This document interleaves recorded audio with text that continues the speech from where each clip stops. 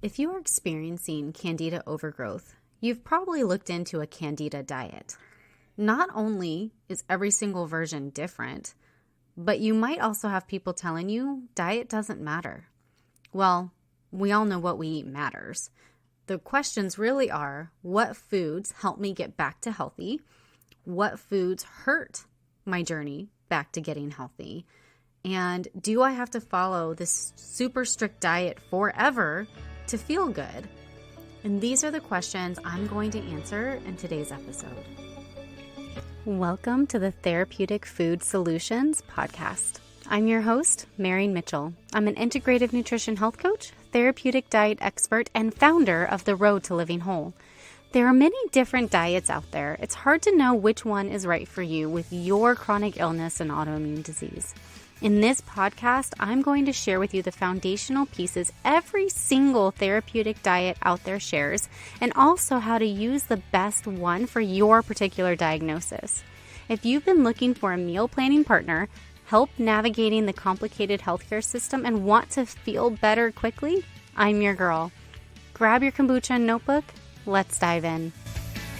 In my last episode, number 69, Dr. Michael Biamonte shared with us all about Candida overgrowth. A quick recap of what he and I talked through is that Candida itself is a normal part of our microbiome. The problem occurs when it overgrows. Things that can cause an overgrowth can be a physically traumatic event, several rounds of antibiotics, drinking chlorinated water, especially from swimming pools, hormone imbalances, pesticides, herbicides, things like that. Basically, things that can alter the microbiome.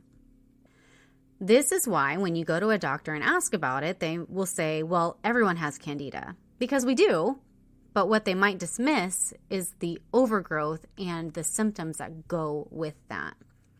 He also explained the different tests that can be run to let us confirm if we have an overgrowth or not, but the gold standard is symptoms. There are 4 categories of symptoms, starting with brain fog and forgetfulness, getting more disruptive with each category, the last category being mast cell activation syndrome.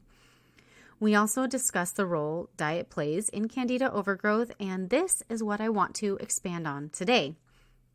First, I want to clearly state that diet alone will never resolve Candida overgrowth. As much as we all hate taking medication and want food to be the magic bullet, in the case of Candida overgrowth, it is not. In other conditions, maybe, but this one, definitely not. That might seem discouraging, but I promise you it's not. Food absolutely plays an essential role in helping it resolve. You can't eat crap and expect the treatments to do all of the work. So, how does food help resolve Candida overgrowth? By dramatically reducing its main food source, sugar, and eating an extremely nutrient-rich diet, you are helping to weaken it and allow the medications, typically herbs, to do their job effectively. As you probably know, if you've done any research, this looks a little bit different for every person, but the foundation is the same. Then you can tweak from there as needed around food sensitivities and your symptoms and your feelings and things like that. So, what are the foundational pieces of a Candida diet? Number 1, absolute must. This is where you start, cutting out all highly processed food. This stuff is full of things that disrupt a healthy microbiome and also feed Candida. This is absolutely step 1. You've got to cut the potato chips. You've got to cut the fast food. You've got to cut the, Wonder Bread. You're going to have to cut out the highly processed cereal. You're going to have to cut out donuts and cake for dinner and things like that. Like, you're going to have to cut that out. But you can't just cut it out because it's going to leave a void, right? You can't starve. You have to eat. So, if we're going to cut out highly processed food, what are we going to replace it with? Let's start with meat. Let's make sure we're eating animal protein from a variety of sources, beef, poultry, seafood, okay? The reason is that it is low in all of the food Candida eats. specifically carbs and sugar, and it's nutrient dense. It's also extremely filling.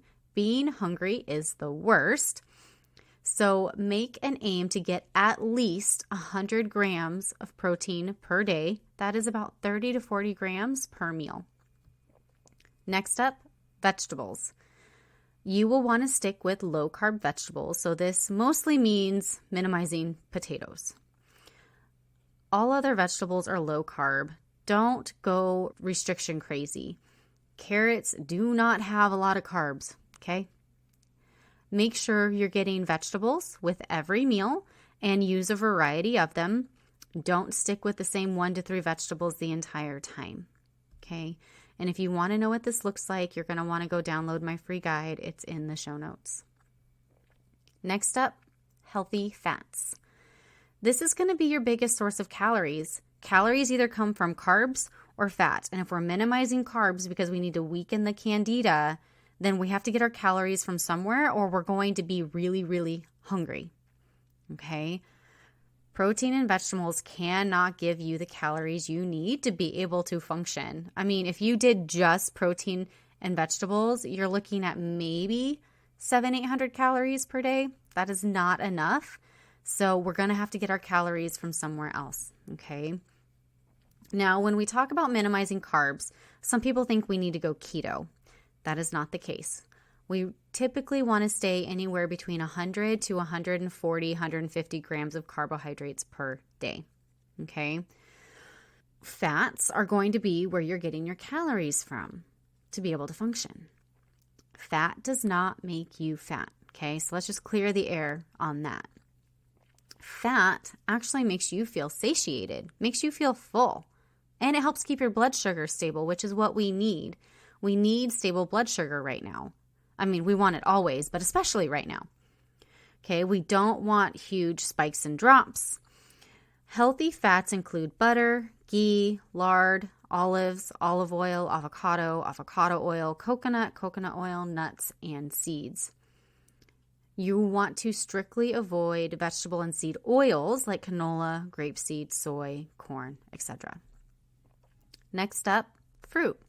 You're going to want to stick with the lower sugar fruits like berries, all of the berries, lemons, and limes initially. Eventually, you'll be able to add more back in, but this is just initially, okay?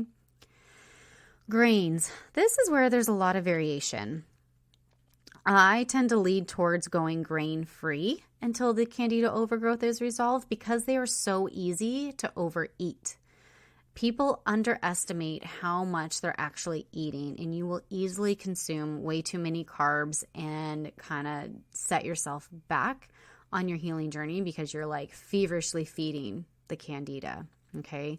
This is counterproductive. So I lean towards going grain-free because it's the easiest way to ensure that not only are you getting the most nutrient-dense foods, but we're not accidentally over-consuming, okay? Now, let's talk about flavor. If we're eating real food, it doesn't have all of the chemicals that light our brain up to like make us feel excited and happy, right? So how do we make food taste good? With herbs and spices. All of them.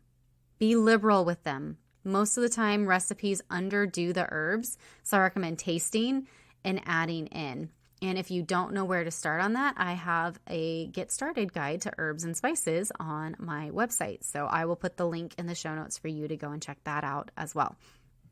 I also teach you that in my coaching course, but we'll get to that later. So then it's like, what do we drink? Because drinks are our main source of sugar, right? There's sugar in the venti Starbucks latte that you're getting. Artificial sugar counts. You're not allowed to eat that either, okay? So 0-calorie sweeteners aren't a good substitute.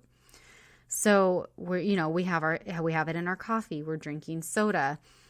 We like our vitamin water. We drink a lot of sugar. So if we're cutting out sugar, we're cutting out artificial sweeteners, then we need to drink water.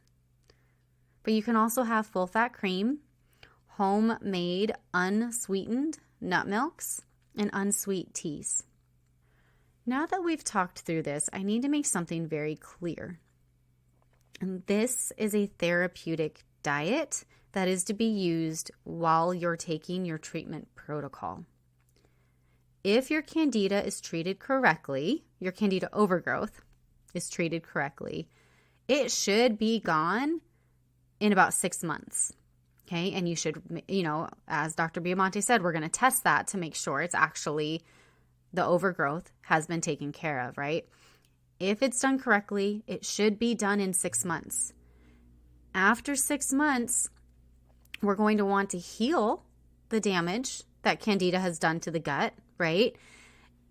And we're going to and then as we're healing the gut, we're also going to transition to a normal, healthy diet. We're not going to go back to eating crap and tons of sugar and highly processed foods, but we're going to learn what a healthy, normal diet looks like.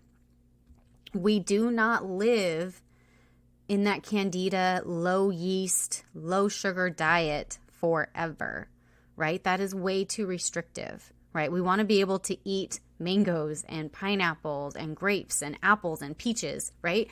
Like we want to be able to eat a variety of food and get a variety of nutrients. Potatoes taste amazing and they're nutrient dense as well. So we want to be able to add these things back in so the Candida gets resolved properly. It's rear tested, it's gone. And then we're going to transition to a healthy diet. This is super important. The Candida diet is a tool in the therapy toolbox to be used alongside treatment. It is a short-term tool, typically about 6 months, and then we're going to transition to a normal, healthy diet, right?